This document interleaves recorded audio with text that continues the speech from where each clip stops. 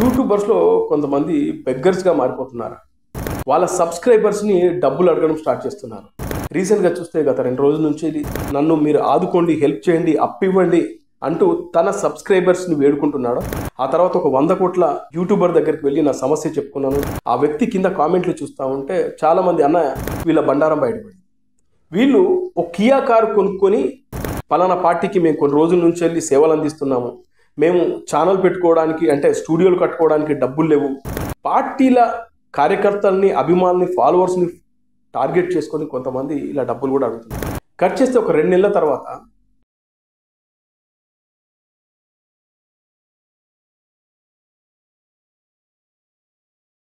Hello friends, నేను రాజు గారు. యూట్యూబర్స్లో కొంతమంది బెగ్గర్స్గా మారిపోతున్నారు. నిజంగా చాలా చాలా ఆశ్చర్యం వేస్తూ ఉంటుంది. యూట్యూబ్లో కొంచెం ఫేమస్ అయిన తర్వాత, పాపులారిటీ వచ్చిన తర్వాత నిజంగా వాళ్ళు సమస్యల్లో ఉన్నారా, లేకుంటే సమస్యలు ఉన్నాయని నటిస్తున్నారా, జనాలని ఎమోషనల్ బ్లాక్మెయిల్ చేస్తున్నారా తెలియదు. కానీ ఈ మధ్య కాలంలో కొన్ని సంఘటనలు వెలుగులోకి వస్తున్నాయి. వాళ్ళ సబ్స్క్రైబర్స్ని డబ్బులు అడగడం స్టార్ట్ చేస్తున్నారు. ఎమోషనల్గా వీడియోలు పెడతా ఉన్నారు.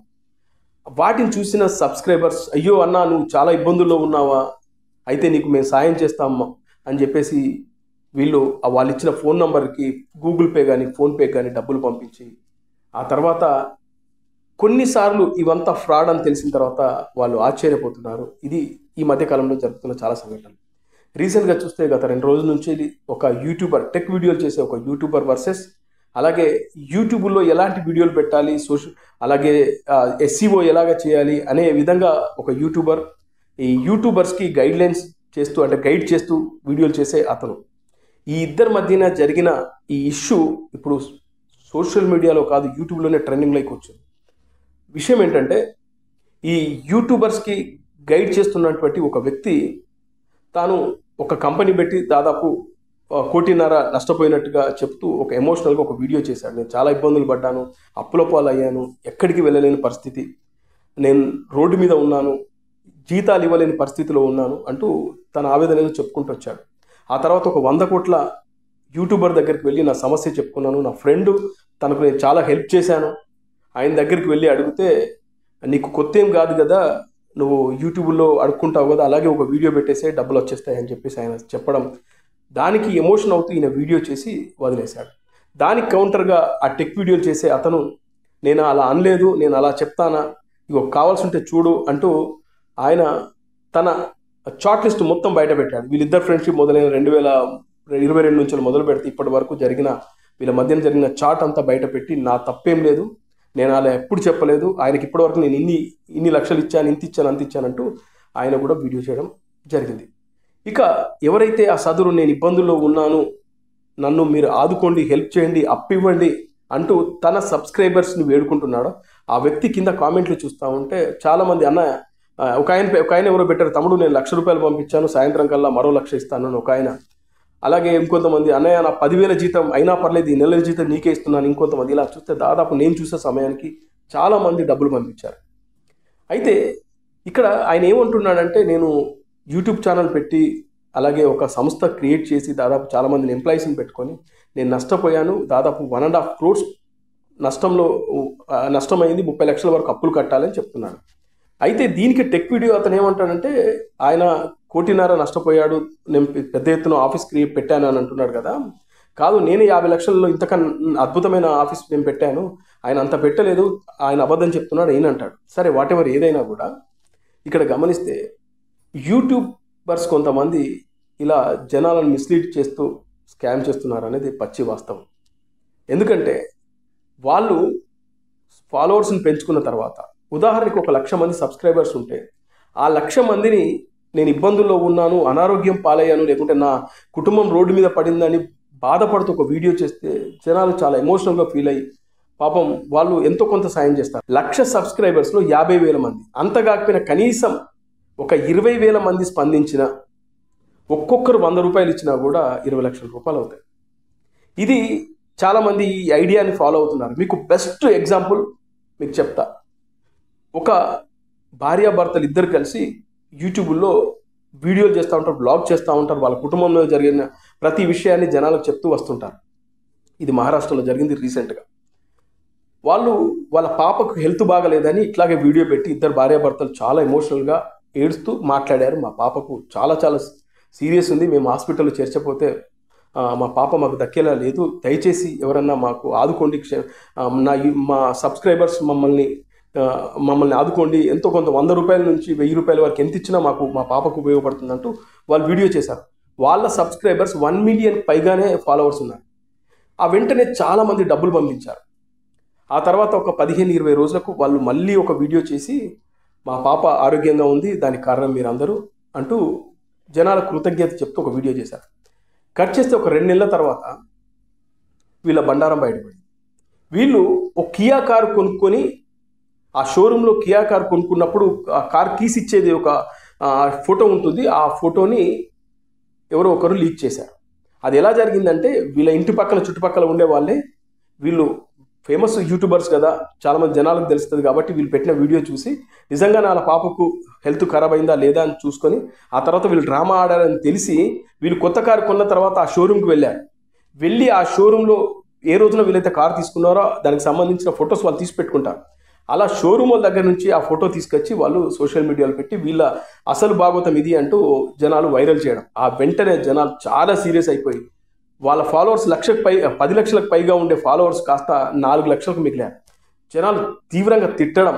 ఆ తర్వాత వాళ్ళు కొన్ని రోజుల వరకు ఇప్పటి వరకు కూడా వీడియోలు చేయట్లేదు అనుకుంటా. ఇలా కొంతమంది ఇలా జనాలు మిస్లీడ్ చేస్తూ కూడా డబ్బులు సంపాదించే ఆలోచన చేస్తూ ఉన్నారు. ఇక ఇది కాకుండా మరికొన్ని చెప్తా. పలానా పార్టీ కోసం మేము పనిచేస్తున్నాము, పలానా పార్టీకి మేము కొన్ని రోజుల నుంచి వెళ్ళి సేవలు అందిస్తున్నాము, మేము ఛానల్ పెట్టుకోవడానికి అంటే స్టూడియోలు కట్టుకోవడానికి డబ్బులు లేవు, దయచేసి పలానా పార్టీకి సంబంధించిన అభిమానులు అంటే ఆ ఛానల్ను ఫాలో అయ్యేది పలానా పార్టీకి సంబంధించిన వాళ్ళే కదా, అలా ఆ పలానా పార్టీకి సంబంధించినటువంటి ఆ సబ్స్క్రైబర్స్ని, అభిమానుల్ని, అలాగే ఆ కార్యకర్తల్ని వీళ్ళు మాట్లాడుతూ మా స్టూడియోకి డబ్బులు కావాలి, మీరు ఏమైనా సహాయం అందించండి అంటే చాలామంది డబ్బులు పంపించారు. అలా పంపించిన తర్వాత అతను స్టూడియో కట్టేసి ఆ తర్వాత మళ్ళీ ఒక పోస్ట్ పెట్టి నేను స్టూడియో కట్టడానికి దాదాపు 8 లక్షల వరకు నాకు ఖర్చు అయ్యాయి, అందులో నాకు జనాల దగ్గర నుంచి వచ్చింది 3 లక్షలే, ఇంకా 5 లక్షలు అప్పున్నాను, ఇలాంటి పరిస్థితుల్లో ఏం చేయలేను, అందుకే మళ్ళొకసారి మిమ్మల్ని అడుగుతున్నానని మళ్ళీ అడగడం.